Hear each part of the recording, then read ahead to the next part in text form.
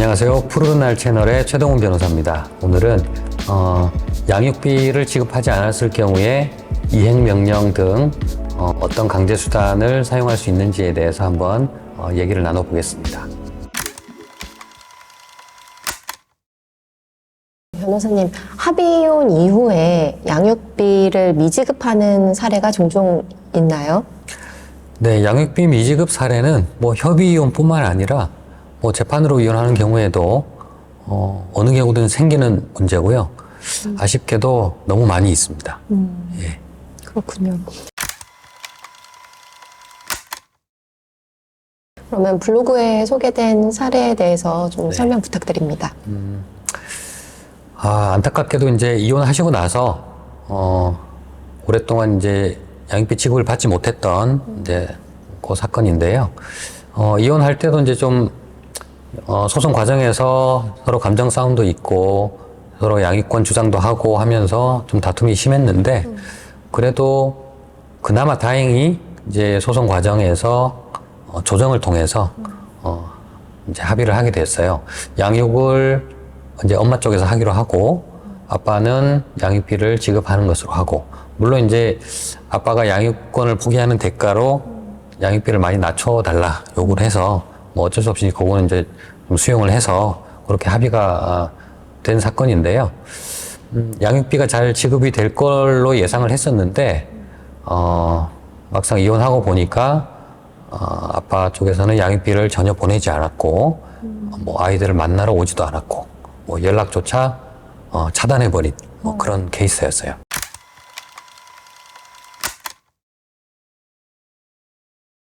그 사례처럼 양육비를 지급받지 못할 경우에 할 수 있는 대응은 어떤 것이 있을까요? 사실 법에는 양육비를 강제로 받아내기 위한 여러 가지 장치들이 마련은 되어 있습니다.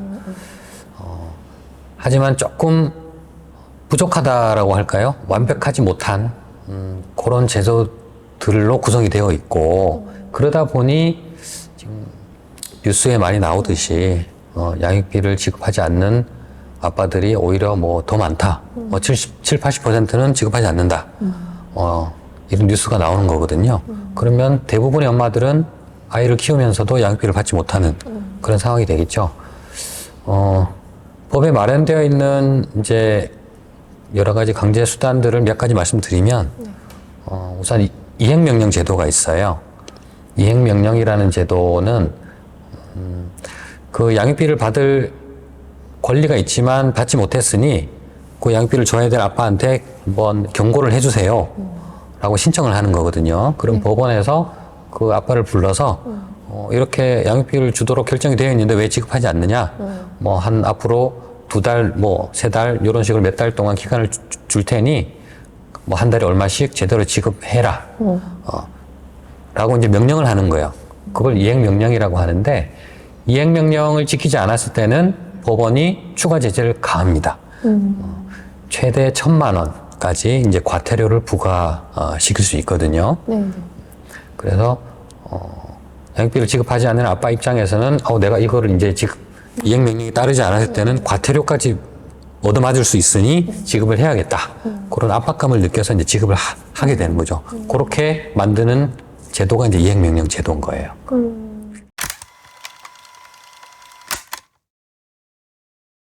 그러면 그렇게 벌금까지, 과태료까지 지급해야 되는 상황임에도 불구하고 만일 더 이상 더 이행명령을 따르지 않는다면 어떤 조치가 또 있는지 궁금합니다. 예, 안타깝게도 이행명령이 나오면 잘 이행을 할 것 같지만 명령이 따르지 않는 경우가 또 너무 많이 있어요. 네. 이게 상식적으로 잘 이해가 안 되시죠? 법원이 판사님이 이렇게 이행을 하라고 직접 명령까지 했는데 안 따라? 근데 그런 분들이 많으세요.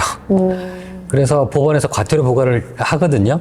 그런데 법원이 그거를 자동으로 알아서 부과를 하는 게 아니라 양육비를 받아야 될 쪽이 못 받았습니다, 부과시켜 주세요라고 신청을 또 해야 부과를 하고 그 한 번으로 또 끝이거든요. 또 양육비 과태료 부과를 했는데 그래도 양육비 지급 안 되면 또 이행명령 신청해서 또 과태료 부과 신청하고 이런 절차를 반복해야 되는 거예요. 그러면 이제 시간과 또 막 비용이 많이 들겠죠. 그것 네. 때문에 조금 많이 포기를 하게 되시고, 그래서 과태료보다 조금 더 실효성이 있는 제도는 이행명령에 따르지 않았을 때는 이제 감치에 처하는 또 방법이 있어요. 감치는 뭐 말 그대로 그냥 잡아 가두는 거예요. 아, 네.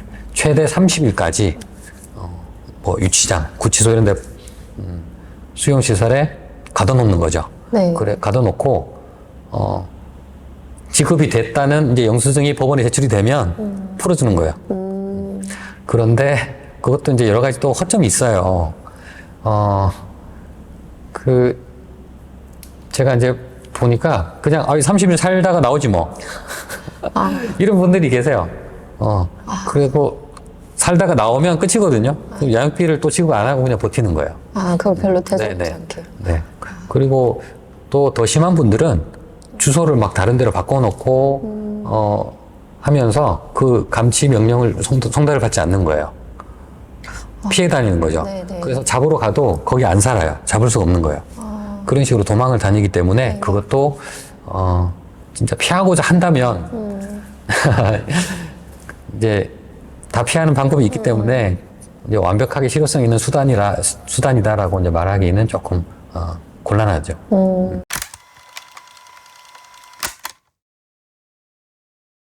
그러면 양육비를 지급해야 되는 상대가 계속해서 만약 연락을 피하고 받지 않는다면 어떤 대응이 있을까요?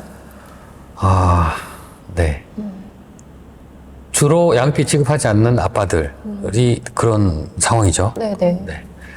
정상적인 아빠들은 양육비를 다 지급을 할 수밖에 없어요. 왜냐하면 뭐 이행명령, 과태료, 감치 이런 게 나왔을 때 도망갈 수가 없어요. 왜냐하면 자기 주소가 있어야 되고 또 직장에 다니면서 월급을 받으니까 그 양육비를 안 줬다가는 그 뭐 급여가 압류가 된다든지 이제 바로 뺏기거든요. 재산이 있으면. 그런데 뉴스에 나오는 그 아빠들은 뭐냐 그러면 자기 명의로 된 재산이 하나도 없는 거예요. 서류상으로 깔끔한. 네. 물론 돈은 벌어요. 사회생활을 하고 차도 타고 다니고 사는 집도 있겠죠. 하지만 전부 다른 사람 명의예요. 사업장도 다른 사람 명의. 그래서 뭐 급여 압류를 하려도 뭐 예금 압류를 하려도 할 재산이 없는 거예요.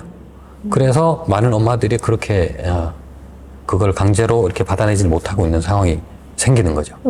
그렇군요.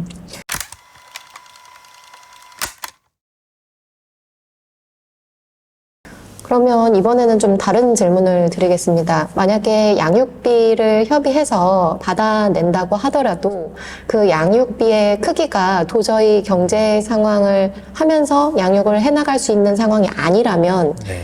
양육비를 증액할 수도 있을까요? 네, 가능합니다. 양육비는 우선 이제 당사자 간에 합의하는 금액이 우선이고요. 서로 뭐 한 달에 뭐 100만 원, 뭐 한 달에 200만 원 이렇게 합시다. 서로 쌍방이 오케이 하면 그 금액으로 가는 거예요. 그런데 그게 합의가 안 되는 경우가 많겠죠? 그러면 결국 이제 법원에서 정해주는 거예요. 한 달에 얼마씩 지급하라. 라고 정해주는데 그 정할 때 법원이 참고하는 기준표가 있어요. 양육비 산정 기준표를 내부적으로 만들어서 그걸 이제 참고를 하고 있습니다. 물론 뭐 법에 정해진 그런 건 아닌데 실무상 많이 활용되는 자료고요. 일단 그 기준에 의해서 양육비가 결정이 되었는데 나중에 상황이 변하는 경우도 있어요. 뭐 양육비를 지급해야 될 아빠 쪽이 뭐 한 달에 급여가 500만 원이어서 일단 양육비를 한 달에 200만 원 지급하는 것으로 정했는데 네. 나중에 아빠가 이제 뭐 지금 코로나 사태 터졌듯이 실직을 한다거나 뭐 사업이 망한다거나 해서 소득이 전혀 없어지는 경우도 있거든요. 그리고 또 뭐 갑자기 큰 사고를 당해서 일을 못하는 상황이 생기는 경우도 있고 그러면 이제 아빠 쪽은 예전에는 소득이 500만 원이었지만 지금은 소득이 전혀 없는 상황이 이제 생기는 경우도 있겠죠.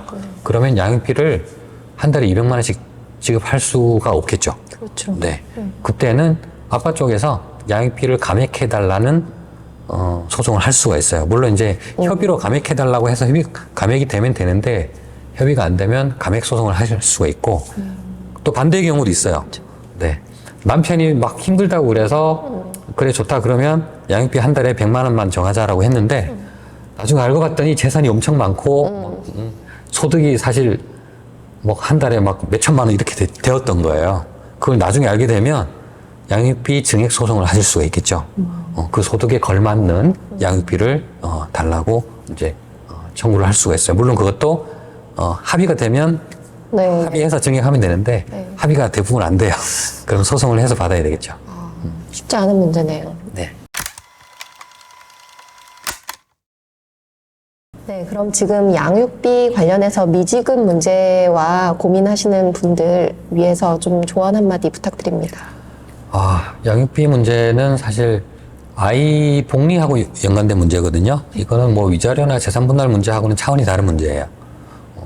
위자료나 재산분할은 부부간의 문제이지만 양육비는 아이한테 들어가는 돈이잖아요. 그리고 지금 정해져 있는 액수도 아이 양육하는데 충분한 돈이다라고 말씀드리긴 좀 어려워요. 네, 최소한의 금액 정도로만 정해져 있거든요. 그래서 사실 그 돈 받아서 아이를 뭐 내가 원하는 학원에 보내고 충분히 해줄 거 다 해주면서 그렇게 생활하기는 사실 어려운 돈이에요. 근데 그 돈마저 이제 지급을 하지 않으니